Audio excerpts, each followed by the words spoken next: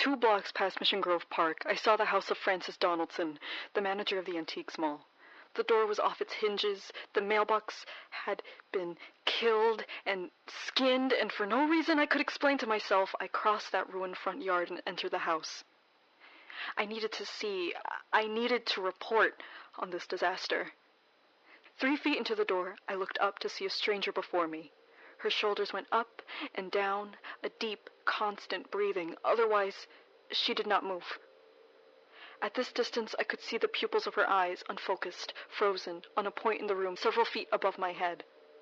Her hair was greasy, and it stuck to her face. Her skin had faded into gray like a person dying, or a person carved from stone.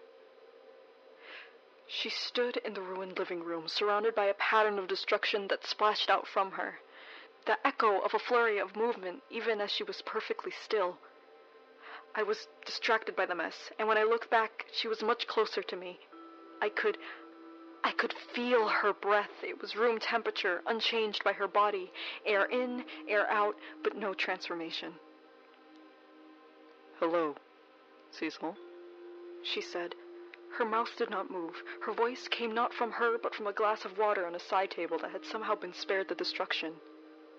The water vibrated slightly with the voice. "Hello?" I said to the glass. "What do you want?" The lamp hanging above me laughed. There was no joy to it, just a replication of the sound of laughter. It went on, slowly petering out to a quiet choking, and then nothing.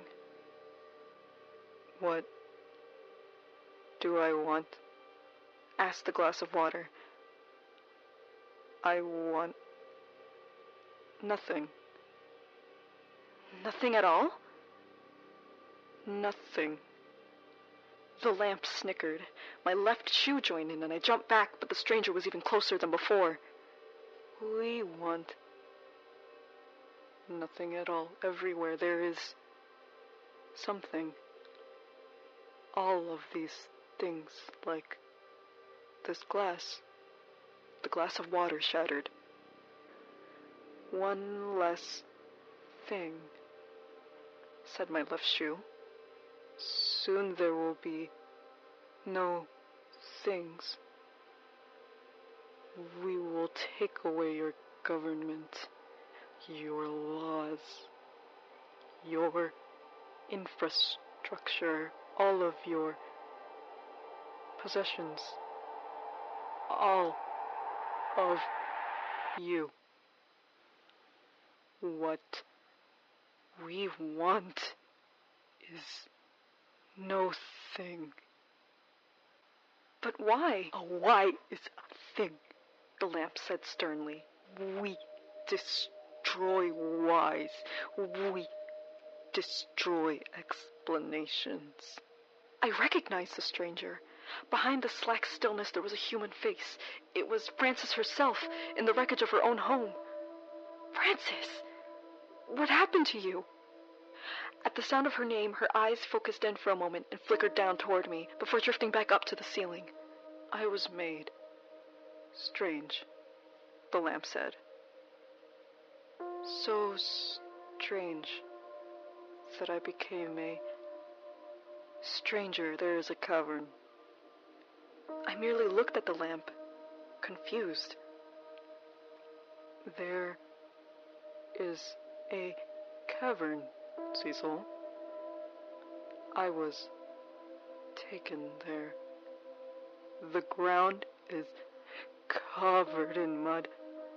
You walk through the mud in the darkness because you think there must be something else, but there is never anything else. For years you walk through the mud." My shoe chimed in. "Sometimes you feel as though there might be other lost people also searching through the mud. Maybe you can even hear the soft swish of them in the black, but your hands never meet cannot speak out. You are alone. Sometimes the mud goes over your head, and sometimes it is just a slight damp beneath your feet. The lamp spoke again. Years go by, you feel yourself hollowed out by time. Everything that was you slips away. There's a great power that replaces you with his desires. He is your leader, and you want what he wants, and he wants nothing. When did you leave the mud and come back to Night Vale? Leave! This time Frances herself spoke. Her vocal cords cracked with lack of use. Her eyes focused on me again. Her parched lips clung to each other as she spoke. Cecil, I'm still in the mud. I'm still in the mud, Cecil. I'm still in the mud. I'm still in the mud. She said this over and over, quickly losing control of volume and articulation. Tears rolled down her face from her unblinking eyes. I turned and I ran. Behind me, her cracked voice more and more distant. I'm still in the mud. I'm still in the mud. I'm still in the mud. I'm still in the mud.